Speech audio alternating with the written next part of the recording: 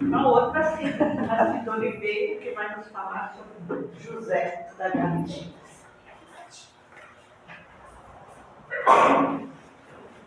Boa noite a todos. Muito bom ter todos aqui. Falando de um tema desafiador, porque este senhor foi muito pouco lembrado na literatura cristã. Muito pouco tem dele. É muito fácil quando a gente vem falar de uma personagem que tem um monte de coisas a apresentar na literatura. Mas José da Galileia tem muito pouco. Os evangelistas falam apenas brevemente dele, apresentando a genealogia de Jesus. Marcos e Lucas falam dele. Os demais colocam ele apenas ali no momento da manjedoura, mas como uma coisa muito superficial. E quando a gente se debruça sobre esse espírito, é emocionante ver o tanto de ensino que José nos passa. Então eu vou tentar passar para vocês um pouquinho dessa pesquisa que eu tive que fazer e que, claro, eu tive que recorrer aos palestrantes que a gente vê no YouTube, a livros diversos, alguns dentro do Espiritismo, outros que levam um pouquinho à margem do Espiritismo, mas que ainda assim nos trazem uma ideia de quem foi José da Galileia. Tem um livro chamado Maria, escrito por João Nunes Maia, ditado pelo Espírito Miramês. E nesse livro, Miramês nos diz que José participava da comunidade dos essênios, desde muito jovem.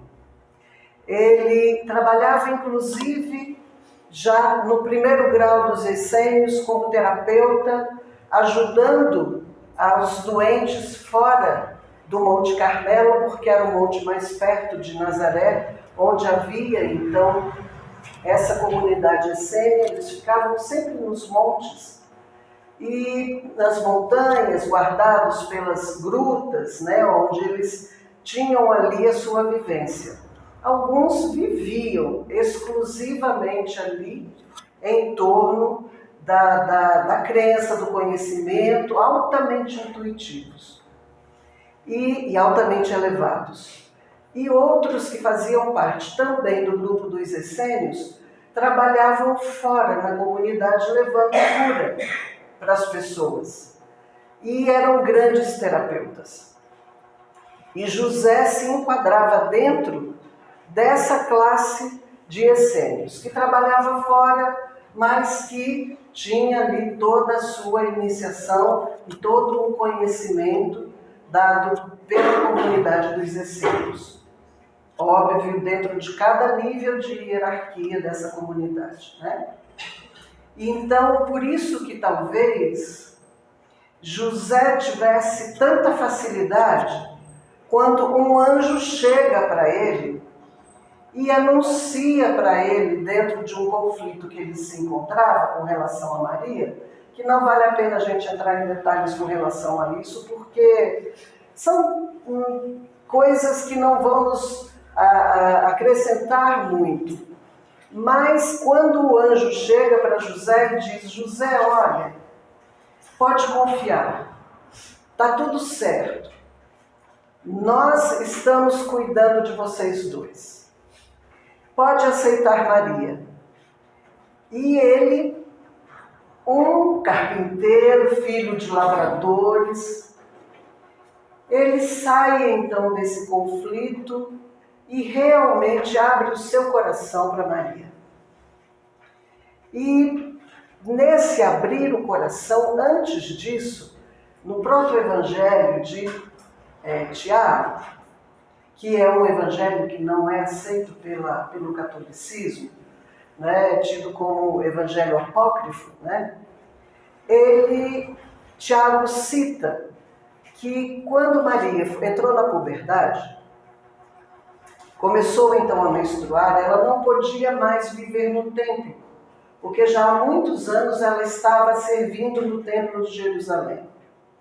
E ela não podia mais, porque na cultura judaica, a mulher menstruando, ela é impura. Ela não pode tocar em nada naqueles dias e até dias depois. Então aquilo dali ia causar um problema grave dentro do templo. Como que iriam resolver essa questão de Maria, e os pais dela já eram falecidos. Então eles tinham que dirigir Maria para algum lugar.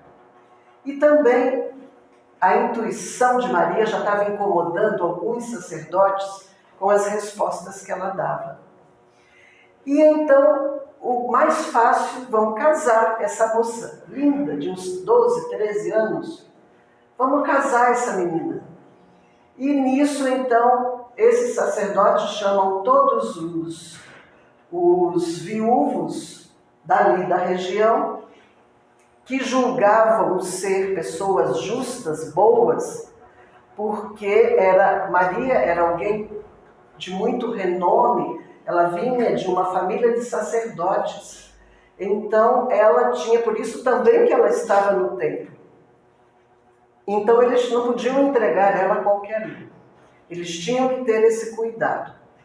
E aí, entre esses viúvos, estava José.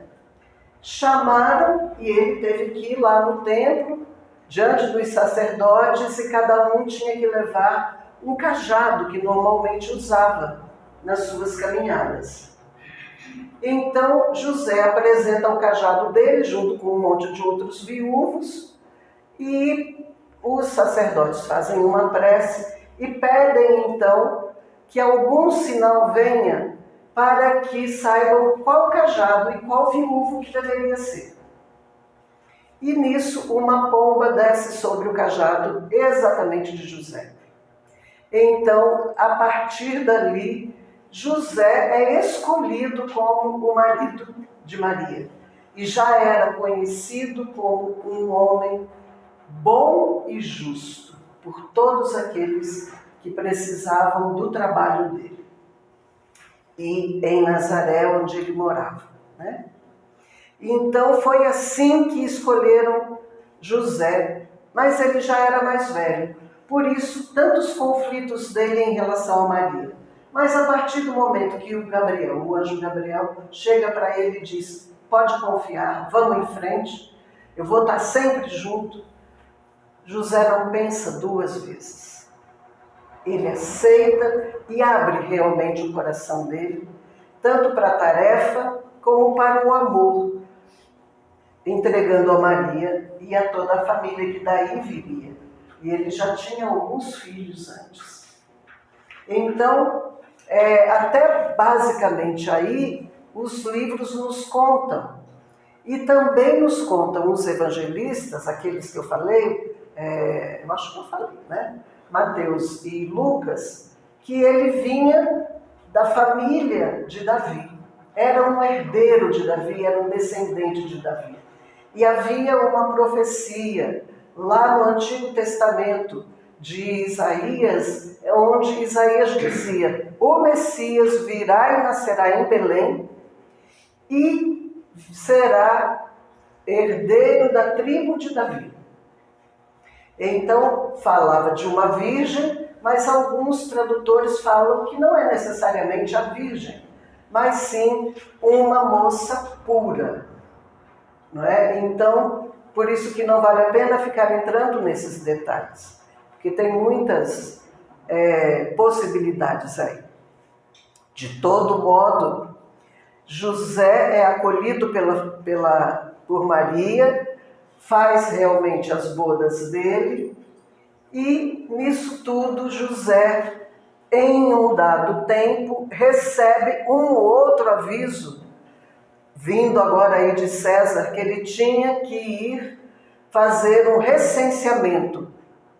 Como ele era de Belém, ele tinha que fazer o recenseamento em Belém, porque César queria ter ideia clara de quem estava vivendo ali em Israel, quais as descendências, e provavelmente visando um impostinho a mais, alguma coisa do tipo, né?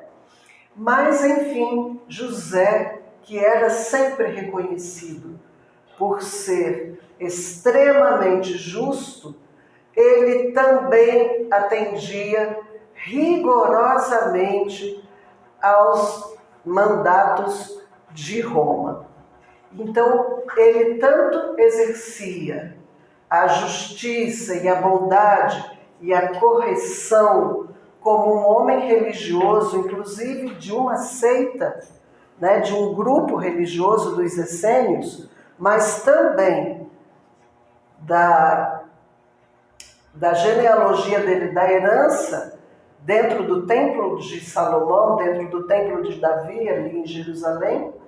Tanto ele atendia às necessidades, aos ditos ali dos sacerdotes, como também de Roma. Então, José pega Maria, já grávida, põe ela em cima de um burrico e segue em direção a Belém.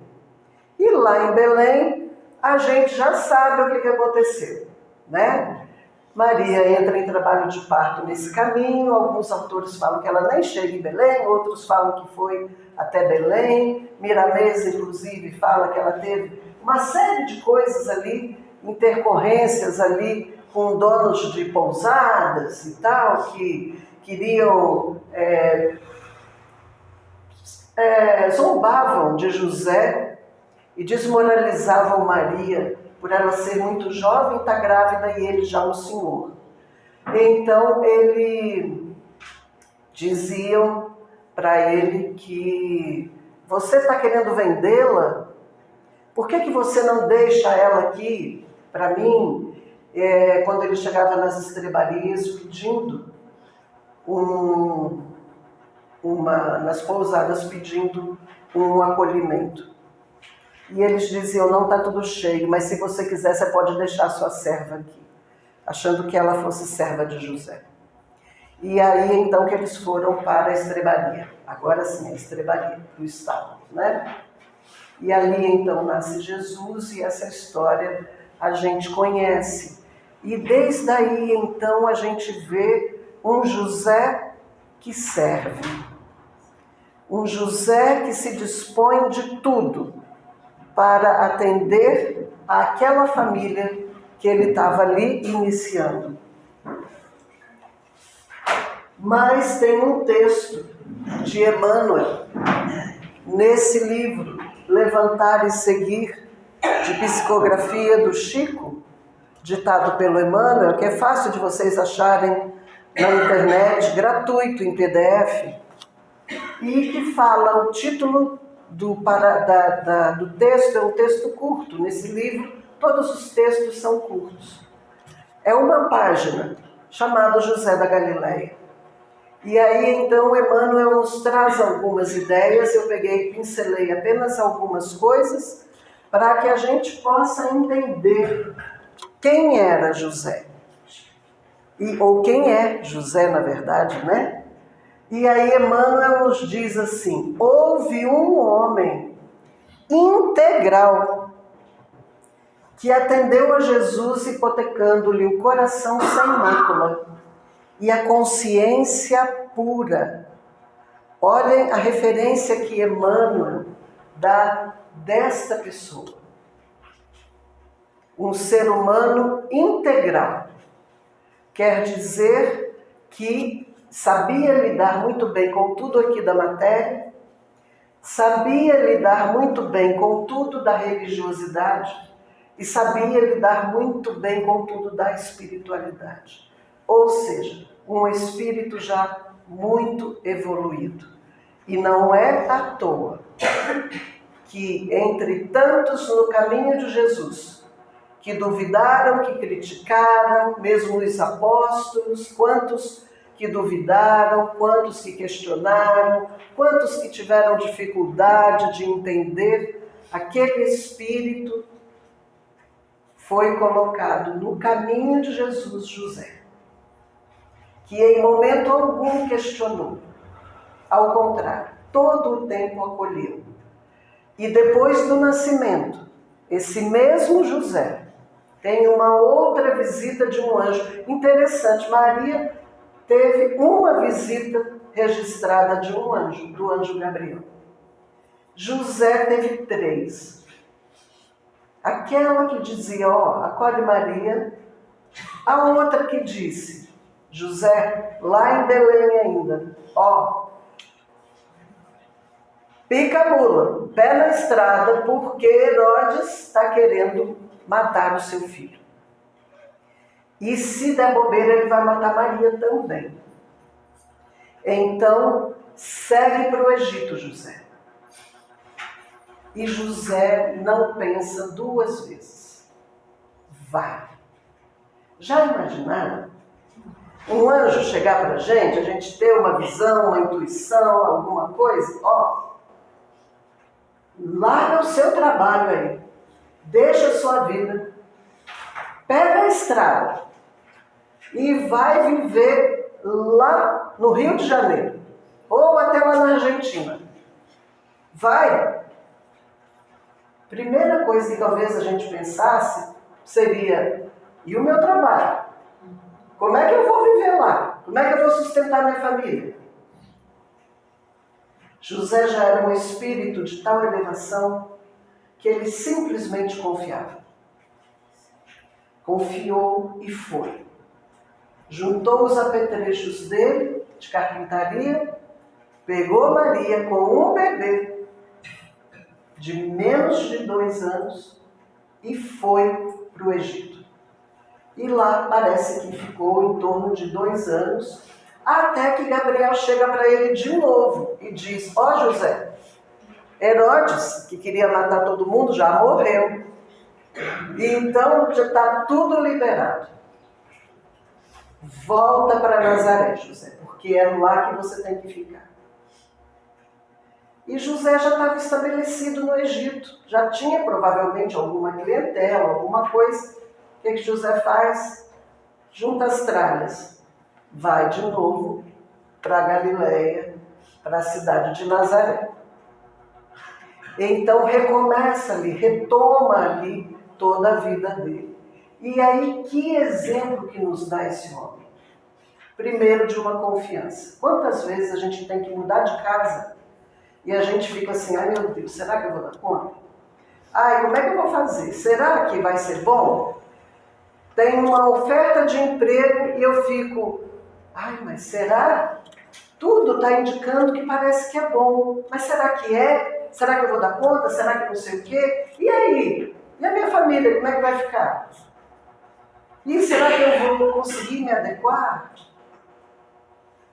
Mas a oportunidade, o Criador manda para a gente as melhorias e a gente fica em dúvida. E a lição que José nos passa, confie, seja prudente, analise um pouquinho, mas confie. E se aquilo que a sua prudência diz que pode ser, vai, porque depois, muito mais tarde, o filho dele, Jesus, nos disse, em nenhum momento eu os abandonarei. Ide, porque em nenhum momento estarão sós. Todo o tempo eu estarei com vocês. Nenhuma ovelha sequer vai se perder. Então vejam que espírito, que pessoa, e sem mácula, sem impurezas, puro, uma pessoa realmente de um espírito já muito elevado. E não podia ser diferente, para poder estar ali no aconchego do lar junto com Jesus e ser o responsável por aquele lar. O provedor e o ensinador, o exemplo do lar. Continuando ainda a fala de Emmanuel, ele diz mais à frente, o mundo não tem outras notícias de suas atividades, senão aquelas de atender às ordenações humanas, ou seja, os compromissos humanos, cumprindo um édito de César, Roma, e as que Nolo mostram no templo e no lar, entre a adoração e o trabalho. Por isso que era um homem íntegro. Ele cumpria as leis fielmente, ele cumpria também os deveres do templo e exercia o seu trabalho em prol da sua família.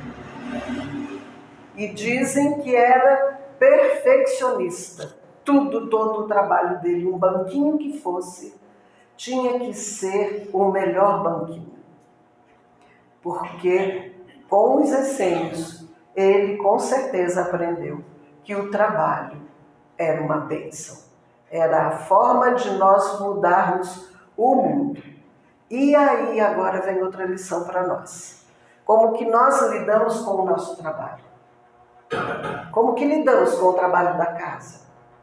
Eu tenho que lavar a louça de novo. Ai, mas lavar esse banheiro. Ai, mas varrer a casa. Acabei de varrer a casa, você já sujou. Ai, meu Deus, hoje tem roupa para lavar. E segunda-feira, podia estender um pouco mais o fim de semana. Não é? Ai, deu a hora do trabalho. Não me importa se está coisa por fazer, se eu não terminei o que tinha, eu vou.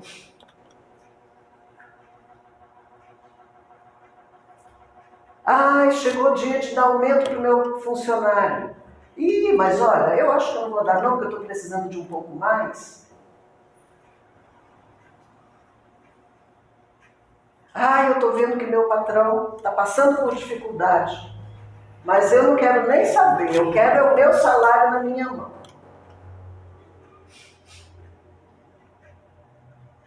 Como que estamos lidando com as nossas atividades? Aquilo que a gente pode fazer pelo outro, no trabalho, no lar, na rua, na casa espírita, ou onde quer que seja. Estamos entregando com alegria e da melhor maneira que a gente pode, ou é só para ganhar o dinheiro? Esquecendo que é através do trabalho que a gente muda o mundo. Que é através do trabalho. No Livro dos Espíritos, Kardec faz uma pergunta, não me lembro bem o número nem o teor da pergunta, mas a resposta é mais ou menos assim, que os Espíritos dizem para ele: podeis imaginar o nosso Pai, o Criador, inativo por um momento sequer? O Criador trabalha todo o tempo. Por que nós não? Por que o trabalho muitas vezes para nós é um fardo? Vamos rever essa postura. Podemos tentar trocar de trabalho se a gente não está gostando daquele. Mas até que isso ocorra, façamos com alegria.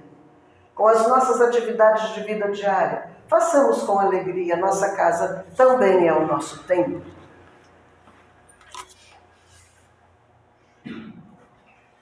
Quando se fala excessivamente em falência das criaturas, recordemos que houve um tempo em que Maria e o Cristo foram confiados pelas forças divinas a um homem.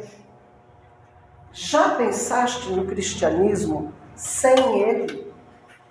Que teria sido de nós, cristãos, se não José, se não fosse José? O Cristo provavelmente não teria sobrevivido a Herodes.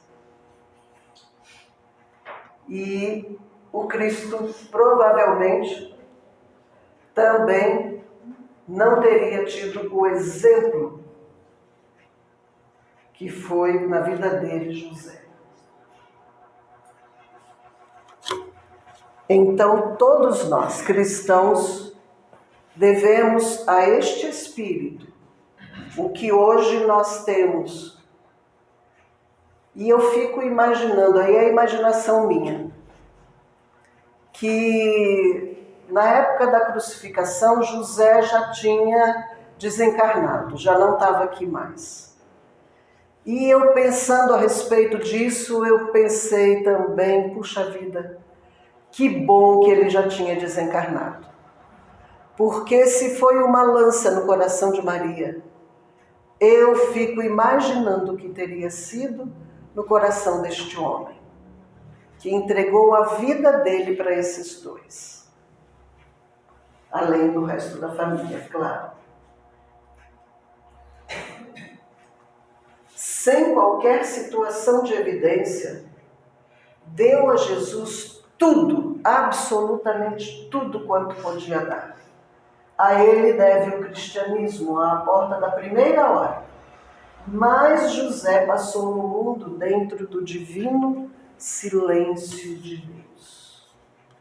Alguém que passou pelo mundo sem demonstrar nenhum tipo de orgulho, nenhum tipo de autoridade, porque era pai daquele que já se apresentava entre os doutores e já conversava com os doutores. Continuou na carpintaria dele. Modestamente na carpintaria dele. Tem uma passagem no livro Boa Nova, de Humberto de Campos, psicografado pelo Chico também, que também a gente encontra na internet gratuitamente.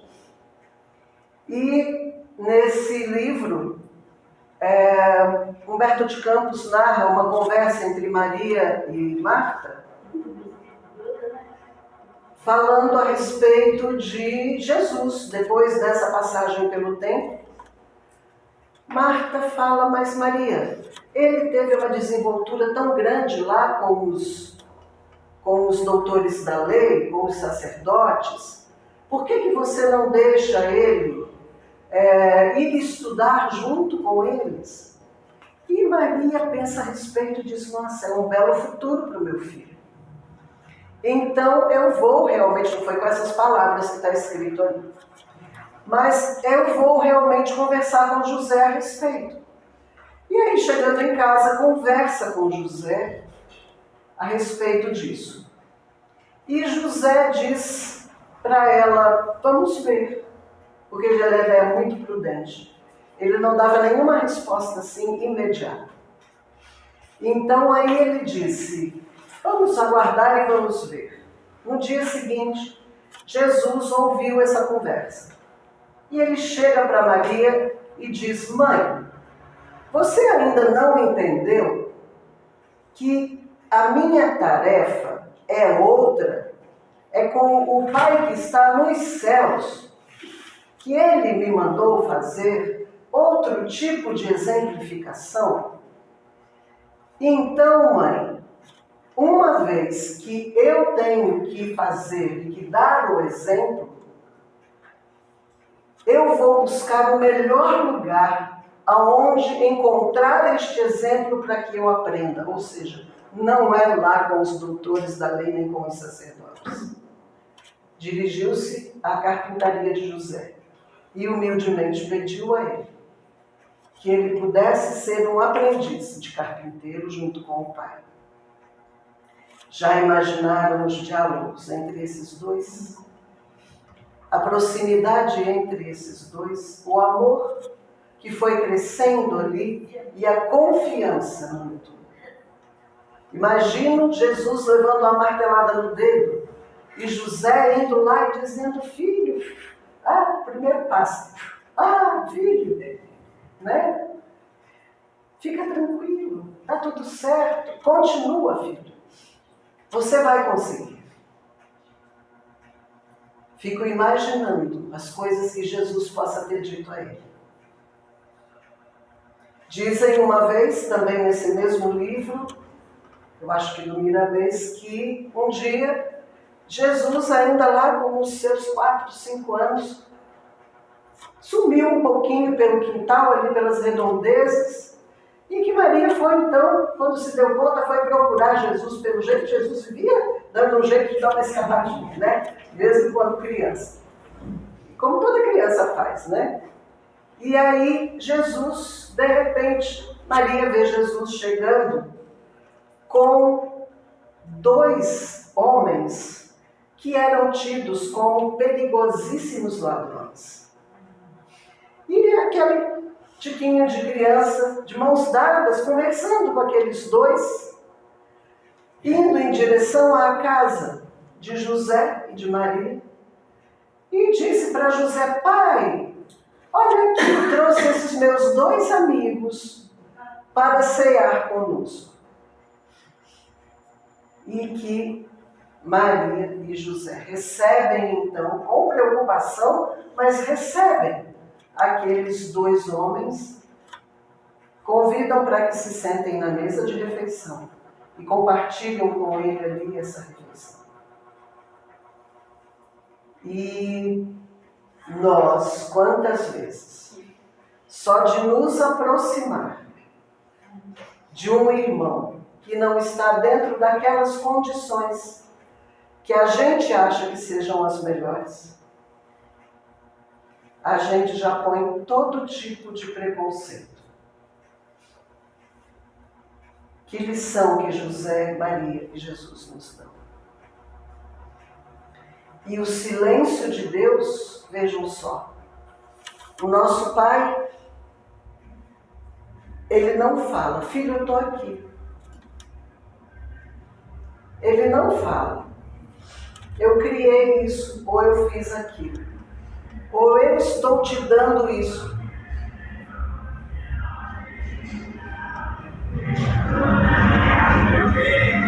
O nosso Pai, como o sol, simplesmente existe e nos alimenta todo o tempo com o seu amor.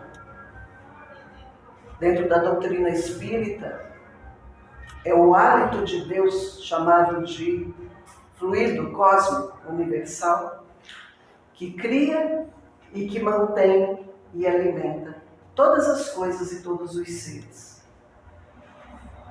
O hálito, às vezes, ele pode ser pensado como respiração. E essa respiração nossa, que nos mantém a vida, e que é o primeiro alimento que nós temos, e 3 minutos sem ele já começa a ter lesões no nosso sistema nervoso central, esse oxigênio é impregnado desse amor do Pai, que entra dentro de nós o tempo todo, e para todos os seres, desde o átomo até o anjo. A doutrina espírita nos ensina que é este amor divino que tudo mantém. E quando que a gente ouve este amor? Ele simplesmente é. E José simplesmente foi e